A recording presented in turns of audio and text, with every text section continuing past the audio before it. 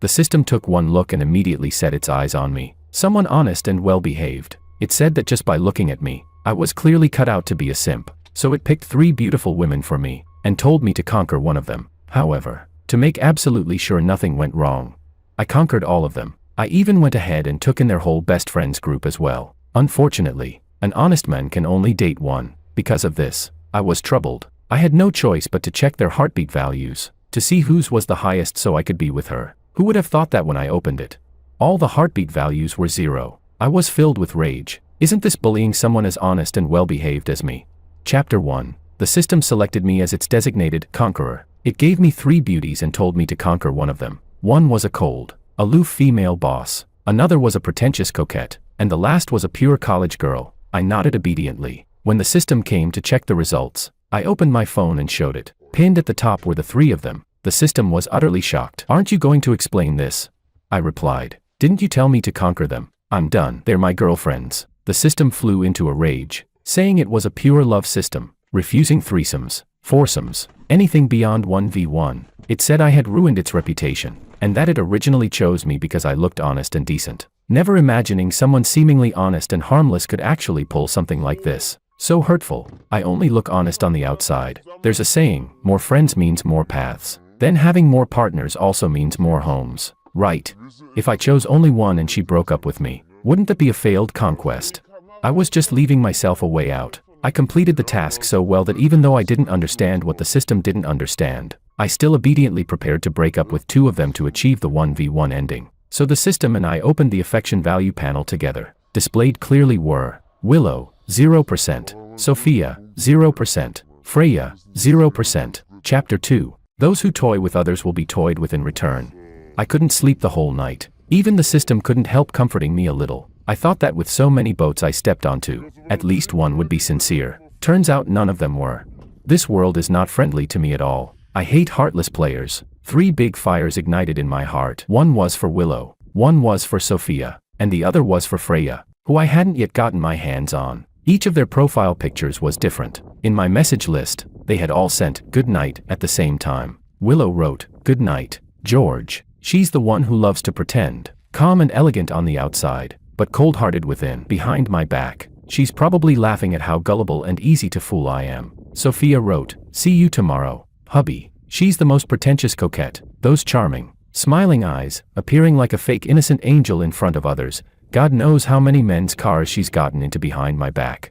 Freya wrote, "Good night, sweetie, kiss." She's the most shameless, spending my money, clinging to me day and night, acting all cute and dependent. Yet in truth she's an ungrateful white-eyed wolf.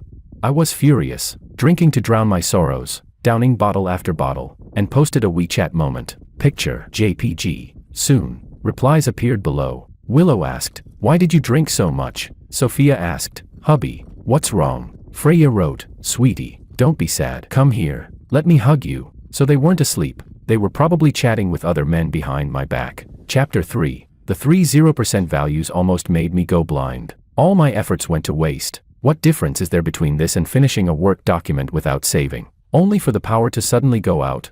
This is nothing like the conquest I imagined. They lied to me, saying they liked me, but in reality, each one of them had no idea what kind of schemes she was planning. Setting aside the fact that I was dating 3 girls at the same time, does that mean they're deceiving my feelings and sincerity is not wrong?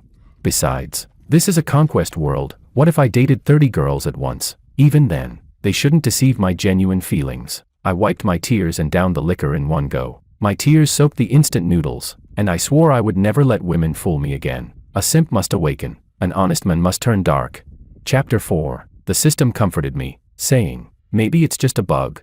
I had considered that possibility too, but the next day when I went to pick Willow up from work, that thought disappeared completely. The receptionist was familiar with me, and I moved through the company without hindrance. Right as I went upstairs, a woman's voice reached my ears. "Are you talking about George?"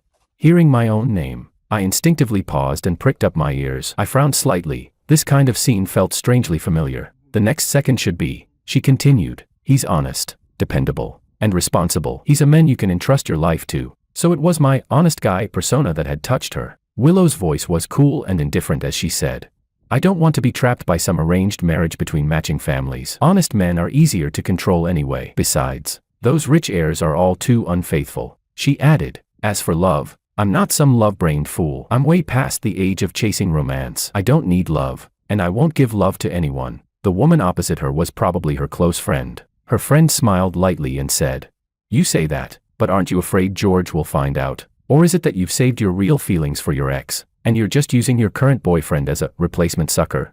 Willow replied unhappily, He'll never find out. After hearing everything, I was utterly speechless. Conquering Willow took the most time. I studied countless strategies and finally discovered she enjoyed the training-like emotional manipulation style. So with her, my persona was that of a gentle, attentive, warm-hearted man, remembering all her preferences, cherishing every detail, and giving her emotional support to satisfy her emotionally. My whole family practically treated her like some revered ancestor. In short, she successfully manipulated me, and I became her bottomless line simp. Except, I was simping for 3 people at the same time. I had only a little time to simp for her. The rest I had to run around and simp for others. Feeling incredibly heavy-hearted, I walked downstairs. Then I called Willow. She asked, George, what's wrong?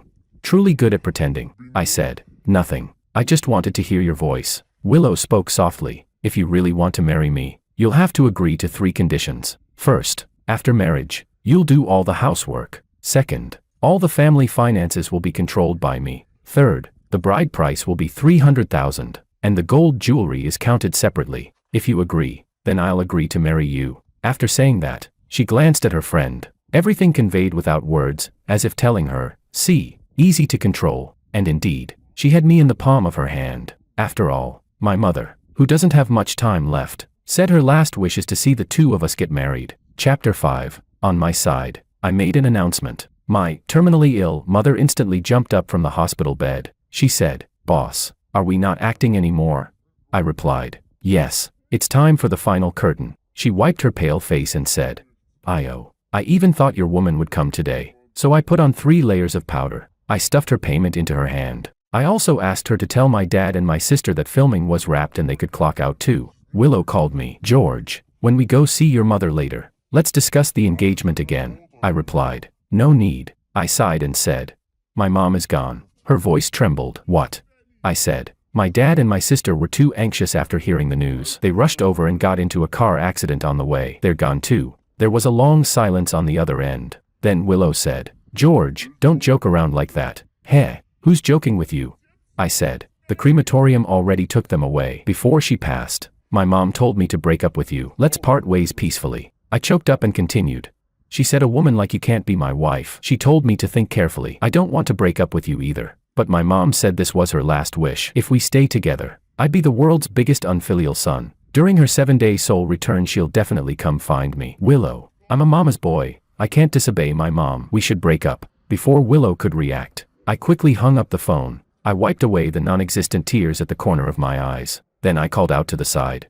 Everyone, come get your wages. The woman who played my mother held the card with a delighted smile. She said, Boss, you're too generous. I glanced at her. She said, I get it. She wore a knowing expression. Since I already went into the crematorium, your woman, or rather, that woman, will never find me. Chapter 6. Willow's calls came one after another. I didn't answer any of them, but unexpectedly, her close friend called me instead and told me everything she had overheard from Willow. She also told me that Willow's white horse prince was named Makoto. The 2 of them were perfectly matched, same family background, grew up together, shared interests, sharp and evenly matched. But right when they were about to end up together, something happened, and Makoto suddenly left the country without a word. Ever since then, Willow had strongly rejected the idea of marrying someone equally matched. That was why she chose me, who wasn't from a matching family. I was a little surprised. Not surprised about Willow's past, but surprised that the betrayal she suffered back then came so abruptly. The friend continued, intentionally or not, if you need, we can meet and talk. Actually, I've seen you before, and maybe Willow isn't the person most suited for you. I replied, no need. I cut her off and sighed. Willow and I already broke up. Maybe we really aren't suitable. Willow brings misfortune to men. My dad, mom, and sister are all gone. If we stay together and she brings misfortune to me next, what then? Anyway, I'm hanging up. I don't have the time to take in another one. Get in line. I'm very busy. I didn't block Willow, just ignored all her messages, and made an appointment with the next girl. Chapter 7. I glanced at the person in front of me. Sophia, a dazzling, flamboyant, pretentious and scheming coquette. The first time I saw her, I fell in love at first sight, and conquering her took a great deal of effort. Not only did I need to avoid Willow's sharp eyes, I also had to cater to Sophia's tastes. She had countless admirers, her pair of seductive, peach blossom eyes were truly beautiful. I spent no less time conquering her than I did with Willow, just to prove that, in my heart, the two of them held equal importance. I treated her so well, gave her double the time and sincerity. Whatever I gifted Willow, I gifted her too. Whatever I texted Willow, I texted her as well. I kept everything perfectly balanced. Anyone who saw it would praise. He's so considerate, and yet her affection value was still 0. Heartless player. Another heartless player. Sophia rested her chin on her hand and looked at me. What's wrong, hubby? You look unhappy. With Sophia, my persona was that of a playful delinquent. Sophia loved that type, because that day when I rented a luxury car, she accidentally rear-ended me with very calculated precision. I joked, "It's fine if you don't compensate me, but in return, you can let me bump into you too." She blushed and agreed. From that moment, I knew she was a pretentious coquette with schemes behind her smile. Based on my deduction, if 10 men driving luxury cars flirted with her, she'd add all 10 into her WeChat. Morning, afternoon, and evening, different passenger seats for different men. And then she'd still send me a "good night, hubby." The more I thought about it, the more convinced I became. The more I thought about it, the clearer everything became. So insightful, so enlightened. A sudden revelation. I must be the reincarnation of a wise old sage. Sophia didn't look like an honest woman at all. And how could someone who wasn't honest deserve someone extremely honest like me? The more I thought, the angrier I became. And I slapped Sophia across the face. The delinquent persona was great. I could vent my anger without her noticing anything odd. She probably even thought it was flirting. Seeing me suddenly lose my temper, Sophia thought I had heard some rumors. She hurriedly said, "Hubby, those things were all made up by others. You know I report everything to you every day."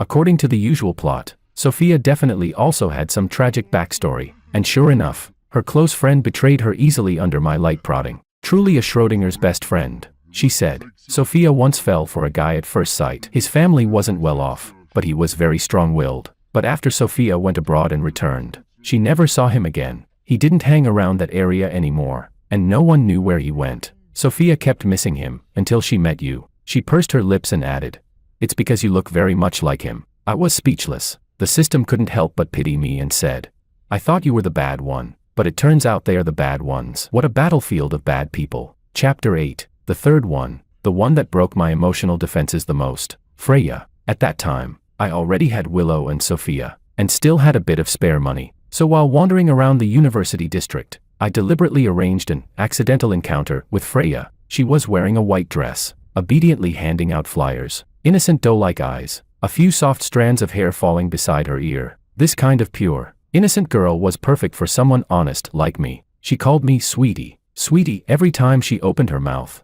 I supported Freya with 2,000 a month. A broke guy like me was actually keeping a woman. Maybe I didn't notice Freya's logo Les Haute Couture. Maybe I overlooked her expensive necklace. Or maybe she acted so convincingly that I truly believed she was a poor college girl. Thinking back now, right, how could ordinary people look as if they were glowing from a distance? A female lead couldn't possibly have no background. When my private investigator told me who she really was, I felt like I'd been struck by lightning. The heiress of the Mu family, a wealthy young lady. According to the investigator, she already had a princess temper back in school. Walking around pretending to be a poor, innocent girl was purely her personal quirk. Calling me sweetie so obediently was all hard acting. What about my 2,000? 2,000 is money too. A canary is still a bird. It's just the low-end version of 20 million and a golden canary. That was the best I could offer. You have no idea how much pain I felt every time I sent her money, and yet I still persisted, month after month. Doesn't that count as sincerity? I simply couldn't understand. The pretentious coquette draining my money was one thing, but how come both the rich female boss and the heiress also needed me to spend money on them? What kind of logic was that? I was deeply hurt, and since I was hurt, I tried to dig out Freya's backstory. Maybe she once had a crush who was poor, so she dressed up as a poor girl to reminisce about him. But after digging and digging, there was nothing. Absolutely nothing. Isn't that just pure madness? Chapter 9. In the past, I acted as their simp, their convenient tool, their walking ATM. I tailored different personalities and personas for each of them based on their preferences. Yet after giving them my time, effort, and sincerity, not a single one of them was truly sincere toward me. The system's Tao heart shattered. It said, "Why is this happening? It shouldn't be like this." I clearly selected excellent female leads. They were supposed to be gentle, considerate, and understanding. It rambled in confusion. None of the carefully selected, top-tier heroines delivered. The system cried miserably. It said, "This isn't the heroine persona I wanted." It was just a young, inexperienced little system. Its idea of a female lead was still stuck in who knows what ancient era. I said, "Human nature is complicated. We can't control the protagonist's genes mutating into heartless players." It said, "But you're also a player." I replied, "I'm not." It said, "You dated 3 women at once." "You are." I said, "Just tell me, was I sincere toward them or not?" The system hesitated, lost for words, because although I stood on 3 boats at the same time, I gave each of them real sincerity. A truly upright man never favors one boat over another. How could that possibly count as being a player? The system hesitated and said, "All right, they really weren't sincere toward you." I said, "Since I'm a good man, shouldn't I find a good woman?" It said, "Well, that's true." I asked, "Do you still have stock over there?" The system gave me a confused look. I added, "Just kidding." I wouldn't dare accept anything from the system anymore. Feeling pure-hearted and guilty, the system eventually agreed that I could conquer anyone I wanted, anyone at all. So when I began interacting with new people again, I simply no longer had time to deal with those old ones. Chapter 10. Sophia quickly sensed that something was off with me. After all, I had never given her the cold shoulder before, but this time, I was extremely perfunctory with her. My replies were only a few words at a time. Ha.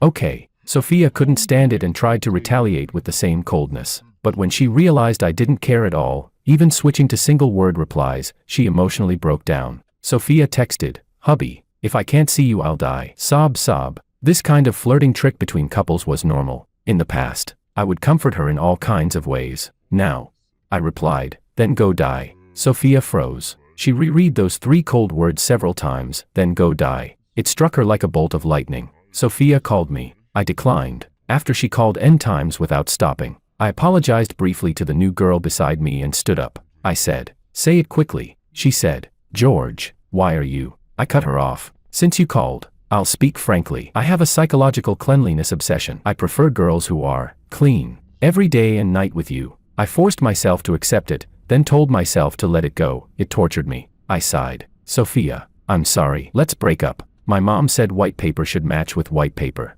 and newspaper should match with newspaper. I'm a mama's boy. I can't disobey my mom. Then I hung up. The system was stunned. It said, "Can that reason even work? What if Sophia is a clean and good girl? Then the breakup reason wouldn't make sense."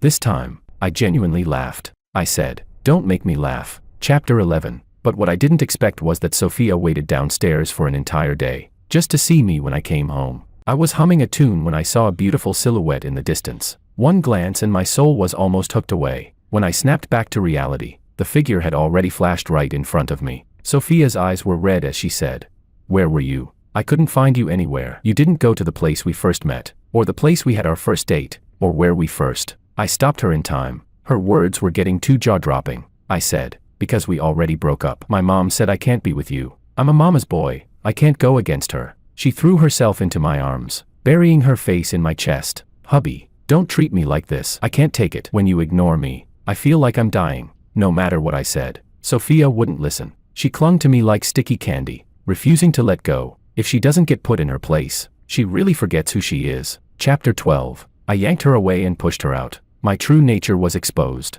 Since everything was already over, exposing it didn't matter anymore. We honest people are not that easy to bully. I said, "I don't want a woman who's been tainted. Who knows if you were dumped by some random guy out there before suddenly remembering to come back to me." Sophia looked bitter. Her throat went dry. Hearing that, her eyes nearly rolled back. She almost fainted. She said, "I didn't." I said coldly, "You did." "I really didn't." "You did." Sophia closed her eyes. She said, "George." I looked at her in confusion. She bit her lip and said, "I always thought you knew. My first time was with you. No one has ever touched me. You're even my first boyfriend." I gave her a doubtful look. It was as if she had suffered enormous humiliation. She said, "You can insult my character, but you cannot insult my first time." I asked, a little suspicious, "Really?" She nodded. "Really? If I'm lying, may I be hit by a car, electrocuted, pecked to death by birds, drowned, trip myself by stepping on my own feet and die?" I was still half believing, half doubting. Seeing that I still wore that "how is that possible" expression, Sophia's eyes finally turned red with frustration. She started rambling again, swearing in every possible way. I decided to allow her near me, for now. Even if she's a heartbreaker, she has to be clean. because right now I'm traumatized by 3-0 scores, and my misophobia is extremely severe. Sophia was so moved she burst into tears. She choked out that she absolutely only had me, absolutely only dated me, absolutely treated me as her most beloved treasure. I didn't accept the last sentence. My most beloved treasure isn't her, but I didn't say it. I sized her up subtly. Sophia immediately said, I've been working on keeping my shape the whole time. I never let myself go. That would do. Chapter 13. The topic returned to Willow, whom I had broken up with, citing the reason of her being a husband killer. I had set all her messages to do not disturb, an absurd and strange reason. Husband killer. And then I dumped her. Willow's face flushed red. On the first day, she waited for George to take the initiative and reconcile. Nothing happened. On the second day, she decided to give George a bit of face and sent him a message to offer him an easy way out. She wasn't blocked. Sure enough, George loved her, and his breakup wasn't genuine, but George ignored her. Of the 10 messages she sent, he selectively replied to only 2, as if graciously bestowing a favor, either haha or hee. Willow texted, George, let's meet and have a proper talk. George replied, haha. Willow texted, George, I don't know about your mother. Let's talk. Okay. George replied, hee. She actually went to the hospital, but it seemed that no one remembered that there had ever been a terminally ill mother and her devoted son. The past should leave traces, and logically, she should have been able to find something out, but unfortunately, her opponent was the system, a system that had just been stunned by a heartbreaker, so she found nothing. Willow texted, if we keep going like this, our feelings will die out. Don't you really want to see that happen? George replied, unsubscribe. Willow had a bad premonition. Actually, it wasn't their relationship that was dying. It was George's feelings for her that were fading, because she just couldn't let go. Did George care? Clearly, he didn't care. For several days, Willow's face was clouded with gloom, but even so, she never reflected on what was wrong with her demands. Instead, she comforted herself by thinking George was just upset over his mother's passing and that after some time, everything would be fine. Their relationship was still unbreakable. George loved her that much. Willow still held onto a bit of hope, until a private investigator brought a photo. After seeing the photo, she felt like she had died inside. In the photo, George was standing very close to another woman. They were both smiling widely. The shameless woman seemed to be flirting with him, while George appeared effortlessly suave and calm. No, this wasn't right. Willow angrily slapped herself. She had become obsessed with seeing a cheating photo. It hadn't been like this at the beginning. She was the one in control, the dominant one, the one on top. Willow pressed her lips tightly together and began dialing frantically. 1, 2, 3, 4, 5, 6. No one answered. What did this mean? What did it really mean? Finally, a call was answered, almost grudgingly. On the other end, George casually said, what's the matter? Can you stop being paranoid? Find something to do. If you can't find anything, just scroll through your phone. Willow trembled with anger and threw her phone. Actually, I hadn't decided how to deal with Willow yet. This woman was skilled in pickup artistry. Clearly an age gap relationship. She had pursued me first, but in the end, I was the one acting like a simp, spending money on her. After all, men should spend money when pursuing women, but when women pursue men, they're actually giving men a chance to chase them. So, men should still spend money. This is probably the dilemma of men. So, even though I had said we were breaking up, I would still reply when she was about to snap, just to keep her dangling. Let her ponder over my responses while having no time to figure out where I actually was. This was a strategy. Chapter 14. As for Freya, she lied to me, and she did it convincingly, pretending to be a poor girl. She played the part quite well, but I've seen through them all, whether they're short on cash or not. They instinctively want to see men spend money on them and feel justified doing so. I suppressed my displeasure, sighed, and said, Freya, I might not be able to support you anymore. Freya froze. I spoke sincerely. I got fired. I'm only making $2,500 a month now. If I give you $2,000, I won't even have enough left for food. With Freya, my character was that of a deep, affectionate supporting male character who made $3,000 a month and was willing to spend $2,000 on her. Isn't it extra deep and affectionate that I was willing to spend that much? Freya, with her eyes narrowed into a smile, said, it's okay. I'm doing part-time work now, and I make a decent amount. I can also support Sweetie. Damn, am I finally going to see some money returned to me? I wanted to shake her shoulders and shout, heartbreaker, pay me back, and then tell her to get lost.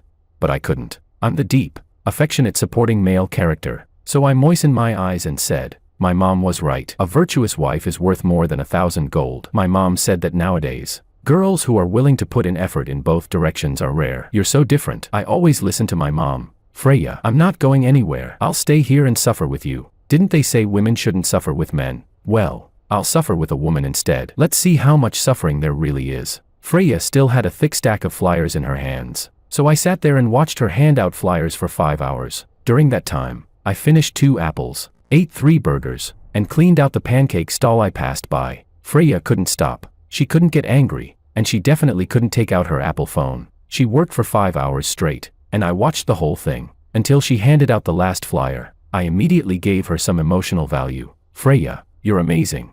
Freya couldn't help but smile and said, I saw a restaurant online yesterday that looks really good. I've never been there with anyone. Would you like to go with me? Freya, having been pampered, was completely dizzy. She spent all the money she earned from handing out flyers. She even had to pay some extra. 5 hours of work, all for nothing. Freya was speechless. I asked, why aren't you eating? She said, I'm not hungry, because after 5 hours of standing, her muscles were stiff, and Freya had never felt this bad about money before. She was probably starving. I continued eating a lot, not leaving a single bit. Heh, now I finally understand how good it feels to spend someone else's money. Chapter 15. Out of the 3 of them, Sophia had the most talent. She quickly accepted my true nature. I thought she might have some sort of tendency or trait that led her to this. That's right, otherwise, how could she fall for a delinquent like me? I found it easiest to get along with her, because I could take advantage of the situation and play around with my character design. Even now, after my true nature was exposed, she still seemed to enjoy it. I had a sudden inspiration. Could we perhaps do something like a bondage theme? It didn't seem like she'd be surprised. Sophia asked, honey, what are you thinking about? I said, thinking about you. Sophia froze, then kissed my neck with affection. She said, honey, I'm so happy. What? Is being tied up really that happy? I didn't know what she was so happy about. George. A sharp voice interrupted the moment between Sophia and me. Chapter 16. Not far away, a woman wearing a black mermaid dress got out of a car. Her face flushed. She was clearly heading to some kind of party. Willow, indeed, was heading to a party. Halfway through the drive, she casually glanced outside the window and saw a scene that would stay with her forever. A strange, smelly woman was kissing George. In an instant, her blood rushed to her head. Willow almost passed out. In a panic, she urgently called for the driver to stop the car and rushed out, heading straight for the other woman. She gritted her teeth and shouted, George, come here. I didn't move. This was the first time I'd seen Willow after I set her messages to Do Not Disturb. She looked like she was about to go mad. She screamed. You gave me the cold shoulder just for her. I cleared my throat and said, I just didn't want to say anything that might hurt you. Rather than making us both sad, it's better to say nothing. She shrieked. Is that your reason for cold shouldering me? I've given you so much, and this is how you repay me. Cheating's bad enough, but what's this? Is this the third mistress? I was taken aback, but I still had to refute part of her statement. I said, do you know how many people I have to block if I post a WeChat update about you? You think I haven't put in any effort? Sophia, who had just been confused and was now slowly realizing that I might not just have one girlfriend, couldn't help but react with a reflexive laugh. Her voice soft as she said, why are you shouting so loudly? Willow, with the mindset of chasing after the second woman, I ended up capturing the heart of the third woman, making her so angry that her face turned pale. Her elegant mermaid dress, now twisted with her distorted expression, looked especially ridiculous. Willow asked, George, be honest with me. How many women do you have? I lowered my head and didn't answer. Willow, with red eyes, screamed, answer me. Sophia, who couldn't hold back any longer, snorted and said, can you have some class? Stop yelling like that. Willow cursed. Bitch, playing the role of the rightful wife. No one expected it, but Willow slapped Sophia across the face. Sophia had had enough. She shot back. Are you crazy? You're the one who's a bitch, and you're the one who's the mistress. Everyone knows that. The two of them started tearing into each other. I stood there with my hands in my pockets, thought for a moment. Anyway, their character designs were all pretty cheap. Playing with heartless women won't get me punished by the law. My phone rang. I looked down to check. Oh, there's one even cheaper. Freya, pretending to be a poor college girl, was smugly sending me messages. She said, sweetie, I'm done with my part-time job. I'm free now. Freya's best friend glanced at the message and frowned. Freya, this guy looks like a player. Don't get played in the end. Freya replied, what do you know? He can't live without me. Freya took a sip of her milk tea and said, eyes full of hope. If a man likes you, he'll want to spend money on you. Give you the best of everything. I've tested him. He makes 3,000 and spends 2,000 on me. You have no idea how much he loves me. She didn't mention that I was the one suffering with her, watching her stand for 5 hours a day. However, by the end, Freya didn't receive a message from me. What had just come out of my mouth was the slap of rejection. Freya was speechless. She held back her temper and made a call. It was rejected. She called again, rejected again, called again, still rejected. Her best friend asked, "What's going on?" Freya covered, "Nothing. My phone's broken." Her best friend, with a meaningful look, said, "Oh, so it's just the phone that's broken. I thought George was hanging up on you." Freya rolled her eyes and said, "Hang up on me? He loves me so much. How could he hang up on me? It's just a problem with the phone." Freya paused. Then, suddenly realizing something, she sneered. "Wait, what did you just call him?" Chapter 17. I stood at the door of the hospital ward. Inside the ward, there were 2 beds, Freya on the left, and her best friend on the right. Both of them had a series of scratches, slap marks, and bruises on their heads, necks, abdomen, and legs. I subtly glanced at the ward number. It was a crazy coincidence. The next room was where Sophia and Willow were. Both of them had ended up in the hospital after a fight. As soon as Freya saw me, she eagerly called out, "Sweetie," but the movement pulled at her wounds, and she couldn't help but hiss in pain. Her best friend quietly stayed by her side, silent, looking even worse. Her whole body was covered in bruises, and the swelling on her face hadn't even gone down. I asked, "What happened? How did you two end up fighting?" From the looks of it, the fight was intense enough to land both of them in the hospital. Neither had held back. Her best friend spoke softly.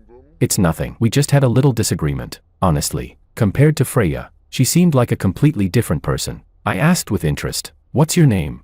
Her eyes brightened slightly as she replied, "Anna." Nice name. She had that leading lady vibe. Could be a potential target for a mission or conquest. Freya's murderous glare fell on her, but when she saw me, she reined it in. She said, "Sweetie, weren't you here to see me?" Her tone was tinged with a hint of grievance. I noticed the earring on her left ear. The system told me that the price of that earring was worth 10 years of my salary. I instantly felt a surge of indignation, so I ignored her and turned my attention to Anna, saying, "Rest up and recover." Chapter 18. As soon as I closed the door, Freya immediately raised her hand to slap Anna. She shouted, "I treated you like a best friend, and you're out here flirting with George behind my back." Anna smiled as she shook her phone, showing the contact list on the screen. She said, "Go ahead, hit me. Let's see if George doesn't pick up your calls. But will he pick up mine? If he knew your true nature, do you think he'd still want to be with you?" Freya was stunned. "You still have his number?" Anna rolled her eyes. "Why wouldn't I have it? He makes 3,000 a month, and you're totally fine taking 2,000 from him. You've been deceiving him, and now you're mad he's not talking to someone who should be talking to him." Freya bit her lip tightly. After a long pause, she coldly snorted, "Don't act like he's spending money on me out of love. Without me, he'd still spend money on others when he dates. I don't even need money from him. All I want is his attitude. If he loves me, he'll give me the best of everything." Anna responded, "Then if you love him, why would you be okay with him spending his money on you?" Freya was momentarily speechless. Anna continued, "Love is about genuinely wanting to make the other person happy, and it also brings disappointment when you don't get the same response. That's the truth. But what you want isn't love. It's your idealized version of love." Freya retorted, "So what? As long as he loves me, that's enough." I admit, I'm a little spoiled and throw tantrums sometimes, but George loves me just the way I am. He said before, his love for me is pure, and if he loves me, he'll accept everything about me. I was standing outside the ward, listening. I think she might have forgotten that she still had a pretty good face. With that face, of course, I could say any nonsense I wanted. Later, when I found out she was a rich heiress, I did some research on her. I discovered that on social media, Freya gave off this vibe of, "I don't need money, but I need lots and lots of love." Then it clicked. She was simply brainwashed by toxic spiritual quotes and was always playing games to test my obedience. I was busy, so I didn't have time to care about her childish fantasies and family issues. I said those things just to get her into my hands. Who would have known that her family issues were actually real? I used to think she had a great face. Now, I think she might as well just disappear. Chapter 19. The atmosphere in the other ward wasn't much better either. The ward was overcrowded, and there were no single rooms available. Willow and Sophia had to share a room. At least when they fought, they had some sense of moderation. After all, they weren't that young anymore. Having seen youthful and lively people, I couldn't help but click my tongue. Willow's brows were furrowed, and she relentlessly asked, "George, I'll ask you just one thing, and you answer me, who's the mistress?" The older they got, The more they cared, the younger ones didn't bother. But the older ones were the ones making a fuss, to be blunt. At this age, still insisting on knowing who the mistress is, really, the older you get, the more stubborn you become. Does it really matter who the mistress is? There's no mistress if there's no legitimate wife. It's just that I'm single, she's single, you're single, and she's also single, we're all just single, that's all. Sophia scoffed lightly. Of course it's you. How long have I known George? And how long have you known him? When I was in a strong, committed relationship with George, you were probably still on blind dates. George is not going to date you, this old woman, instead of me. And you, always acting like an independent, successful woman, how shameless can you be? Aren't you afraid your image will crash all over the news? Willow's face turned red with anger. She shouted, "Shut up, George. Tell her. How long have we been together? We've already picked out an engagement ring. You, someone who's not even worth being called a proper person, just barging into someone else's relationship. How haven't you been hit by a car yet?" Sophia immediately fired back. An engagement ring. We've already decided on names for our future kids. Do you think an engagement ring is worth anything? The keys to his luxury car are still in my hands. Well, Willow replied. He said he's going to buy me a house and put it in my name. Sophia retorted, I only have to say one word, and he'll give me land. What's your crappy house even worth? I was speechless, listening to them argue like they were at a market fighting over discounted eggs. I told them both to shut up. They instantly fell silent and turned to look at me in unison. After a moment of contemplation, I decided to use my diplomatic skills. I said, neither of you is the mistress, but the effect wasn't great. I had to resort to the avoidance method. I said, I think the doctor's calling me. I'll go check. Chapter 20. I had just dealt with one situation when another one broke out. Freya kicked Anna out of the ward, claiming that Anna had left on her own. Then she started acting pitiful and tried to coax me over. Dealing with the older ones was already annoying enough, and now I had to handle the younger one too. I said, you're the Moo family's heiress, right? I wasn't going to beat around the bush, so I said it directly. Freya Moo's face instantly turned pale. It was as if she wasn't prepared to be exposed. Her innocent, pitiful expression shifted from one face to another. I said, let's break up. Freya finally snapped out of her daze and realized that her lie was no longer working. She shouted, sweetie, sweetie. Freya, flustered, rushed forward and wrapped her arms around my waist. She said, sweetie, listen to me. Please listen to me. Okay. I smiled and said, no. Haven't I been good to you these past few years? Haven't you been comfortable enough? What's there to talk about? 2,000. That's 2,000. From now on, I only want this kind for free. I said, let's not meet again in the future. Freya looked a little panicked. Her instincts told her that if she didn't do something now, I might really walk away. Everything she had said to Anna before was just for show. Now she wasn't sure whether George would actually leave her. She said, sweetie, it's all my fault. All my fault. My family has money. Lots of money. I'll give it all to you. I'll give it all to you. Okay, please don't leave me. Don't abandon me. I was speechless. She had been deceiving me on the outside and pretending to be weak in the ward, but now she was the one begging me. Chapter 21. Freya kept persistently clinging to me. After bringing the two girls water in the ward, I completely forgot about them, but when I was tangled up again, I found myself struggling more and more with time management. So troublesome, I couldn't even be bothered to make up any more lies. The system advised me. I told you, women can only be exquisite, not numerous. I said, what if looks and family background are all top-notch, but we ignore character? The system pondered for a moment and said, indeed, many exquisite people with good looks and family background can be considered to be worthy of you. They must be the very best in this world. Let's just keep playing the game and throwing them away until we find the very best. This way, we can still achieve a 1v1 ending. It was still so fixated on the perfect 1v1 happy ending. Why were there so many women around me? After thinking for a while, I secretly contacted Willow's dream guy. Makoto was truly her dream man, handsome, with well-defined features. He had already returned to his home country. Makoto laughed and said, do you need me to help you get Willow out of the picture? He raised a finger and added, I can, but I have one small request. I quickly nodded. He handed me a bottle of milk and said, I'm quite interested in you. Your looks fit my aesthetic. I was dumbfounded. He then spoke in a higher-pitched voice. Handsome, would you like to give it a try with me? I immediately fled. As for dealing with Sophia, it was even more troublesome, because as I investigated, I realized her crush seemed to be on me, rushing to win me over. Just like Willow, the more I looked, the more it made my heart race. At this point, wasn't it even harder to shake her off? Chapter 22. No matter what I said, Sophia kept following me around. Ever since the incident in the hospital ward, It felt like she had been enveloped by a halo of saintliness. She found many excuses for my actions. She said, I know. It's because I haven't spent enough time with you. If someone else can be there for you, I'll be happy. She said, what's the harm in spending money outside? As long as you turn around, you'll always have a home waiting for you with the lights on. Was her brain kicked by a mule?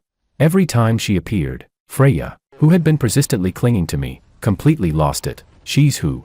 Freya's eyes were red. Sophia, unfazed, gently linked her arm with mine. She said, honey, I told you not to mess with college girls. They're the hardest to handle. I pulled my hand away. It felt a bit disgusting. Her tone sounded like the desperate housewife who has been cheated on 365 days a year, pleading with her husband not to forget there's still a home waiting for him. When she was deceiving me with her affections, she did a decent job of it. Finally, Freya realized what was happening. Her eyes went dark, and she almost passed out. She leaned against the wall, gasping for air, and asked what was going on. Sophia, surprised, said, honey, doesn't she know? I paused for a moment. It seemed I had forgotten to inform her. I said, it doesn't matter. I wasn't planning on continuing with her anyway. Freya shouted, no, this is important, very important. Freya was stomping her feet in anger, stomping so hard that she ended up hurting herself and yelping in pain. After a while, she was trembling all over. She said, George, are you really playing with me? Freya's tears fell down in large drops. It seemed like she didn't want to cry, but no matter how hurriedly she wiped them away, the tears kept flowing like a broken tap. With that pretty, innocent face that looked like a good girl, she was both pitiful and hateful. My first reaction was guilt, but my second reaction was, who's really better here? She pretended to be good, deceived me with her feelings, fabricated a backstory to gain my sympathy, and I even spent money on her, and now she's crying. Sophia, watching her rival with a dumbfounded look on her face, almost wanted to laugh. She was much easier to handle than that old pretentious coquette, Willow. Thinking of Willow, Sophia felt her teeth grinding with hatred. Shameless. Why didn't she just go die? Sophia thought to herself, looking at Freya with more favor. This college girl's pride was so strong. It was clear she couldn't accept George having multiple girlfriends. With just a little guidance, she could completely disappear from George and her life. Freya didn't know if she was exhausted from crying or just numb from it. She strangely calmed down. I thought for a moment and said succinctly, let's break up. At the same time, Freya's calm voice rang out, and she said, I want to stay with you. I was left speechless. Sophia was left speechless. Freya stared at me, her gaze unwavering. She said, I won't break up. Sophia's expression cracked slightly. She struggled to maintain a good image in front of me and gently said, you're still young. Don't go down the wrong path. No matter how excellent or outstanding someone else's husband is, he's still someone else's husband. Her implication was clear. How shameless to go after someone else's husband. What does it matter how good someone else's husband is to you? Freya, puffed up with anger, retorted, what's it to you when I'm talking to Sweetie? You're so old. Just go die already. Back to calling me Sweetie, on one hand, showing her rebellious nature, and on the other hand, calling me Sweetie. Sophia smiled, but her entire body was trembling with anger. She was cursing in her mind. She lumped Freya and Willow together, but Freya had one advantage over Willow, and she had to keep a close watch on it. She was younger than Willow, and yet, George's gaze wavered. That's right. It was me. After watching this Freya for so long, I found myself unexpectedly developing some different feelings for her. Sophia quietly thought to herself, this is bad. People who pretend to be magnanimous are the easiest to break down, but she endured it. It was fine. There was plenty of time. She would drive every fly around George away, one by one. Chapter 23. In the end, given that I hadn't changed my ways, especially with the system's support to do whatever I wanted, the three of them decided to sit down and have a good talk with me. My intention was simple. If you can't stand it, just leave. Willow, clearly acting like she was in charge, said, are you all deaf? George already said, if you can't take it, just leave. Sophia softly said, shameless, aren't you the one who should leave? Freya's little leg secretly brushed against me under the table. I was speechless. What a lamp under the black, playing the role of the obedient one. They reached an agreement. Each of them could stay by my side. But I had to choose who to spend time with every day. Chapter 24. This system is quite troublesome. I still instinctively want to treat everyone equally, because I am a very good man. A good man treats everyone with the same care. Willow and Sophia, the old residents of the palace, have no new tricks, just good at whispering in people's ears. Freya, the newcomer, knows how to stir things up. When I turned to her sign, Freya was sitting next to me, scrolling through videos. 3 signs that a dog is a good dog. I glanced over when I heard her. She pretended her phone was casually playing this kind of content. Freya, all clingy, said. Sweetie, I pushed her away. No sense at all. Didn't you see I was busy? Being clingy is fine, but being overly clingy and turning into a sticky mouse trap is her fault. Chapter 25. The pure 1v1 system kept insisting. It was really good at convincing itself. It said, anyway, you haven't given anyone a definite title yet. As long as that title isn't settled, everything is 1v1, and the heartless women don't deserve any sympathy. That made a lot of sense. I wholeheartedly agreed. Heartless women only deserve revenge. But I still couldn't resist tweaking my own image. I said, my love is scattered, but my heart is true. From then on, I didn't have to look at the heartfelt value anymore, because deep down, I didn't care about their feelings at all.